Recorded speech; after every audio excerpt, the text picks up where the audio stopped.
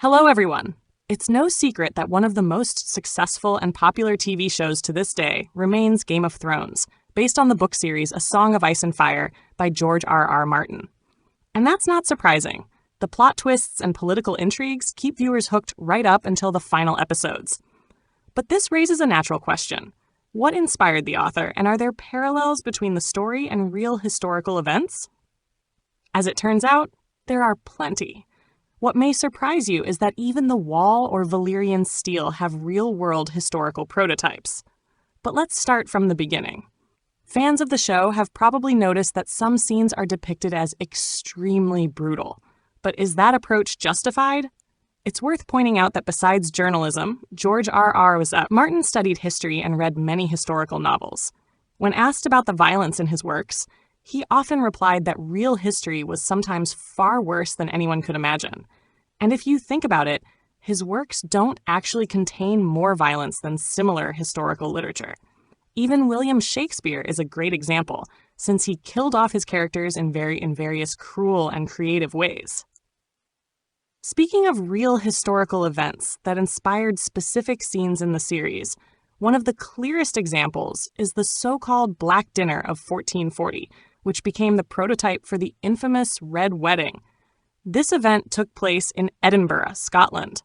At the time, the throne was held by a 10-year-old boy, James II, who was too young to rule the country on his own. Naturally, there was a hidden power struggle between his regents and the powerful Douglas clan, whose lands and armies were nearly equal to the king's authority. After the death of Archibald Douglas, the title passed to his 16-year-old son William, who immediately became the target of political intrigue. In an effort to crush the Douglas clan and consolidate power, the king's regents invited William and his younger brother to a feast at Edinburgh Castle.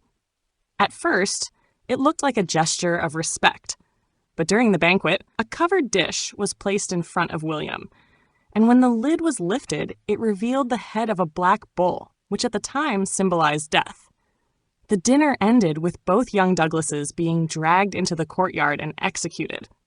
The parallels to the Red Wedding are obvious, especially the detail of presenting the direwolf's head. Another major historical influence on the series was the War of the Roses, which began in 1455 between the houses of Lancaster and York, both of whom claimed the throne of England. This long conflict nearly wiped out the existing aristocracy of the time. In an interview, George R.R. Martin admitted that this war heavily inspired A Song of Ice and Fire. It's not hard to guess. The Starks are essentially modeled after the Yorks, and the Lannisters after the Lancasters. Of course, it's not surprising that a historical fantasy series like Game of Thrones includes many parallels to real history.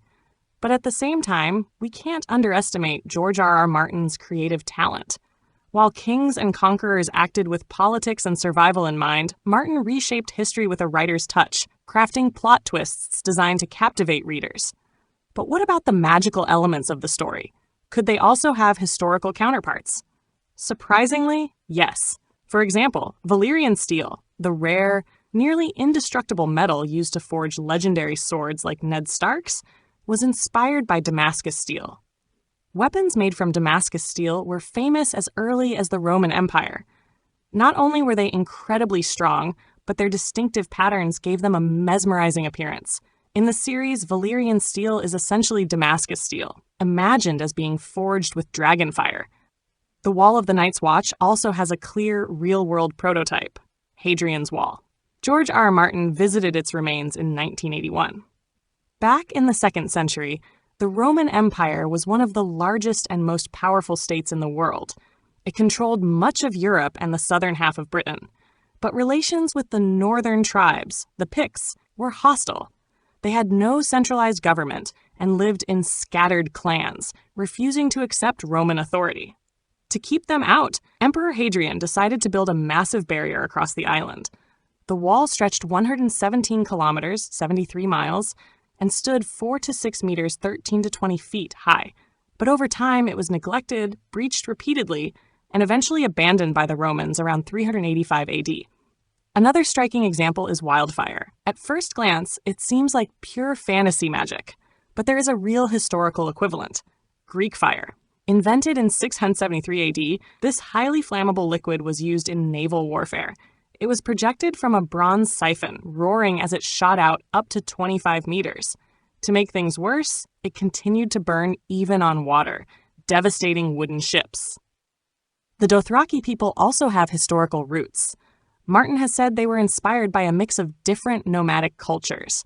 The Mongols, the Huns, and even some Native American tribes influenced their portrayal.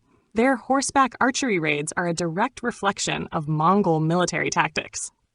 Other historical parallels include Dorne, modeled after medieval Welsh principalities, and the show's many religious wars, which echo the Crusades. And these are just a few of the countless historical inspirations behind A Song of Ice and Fire. So what do you think about these real-world influences? Which of them surprised you the most? And should writers rely this heavily on history when creating fantasy worlds? Share your thoughts in the comments and don't forget to subscribe to our channel.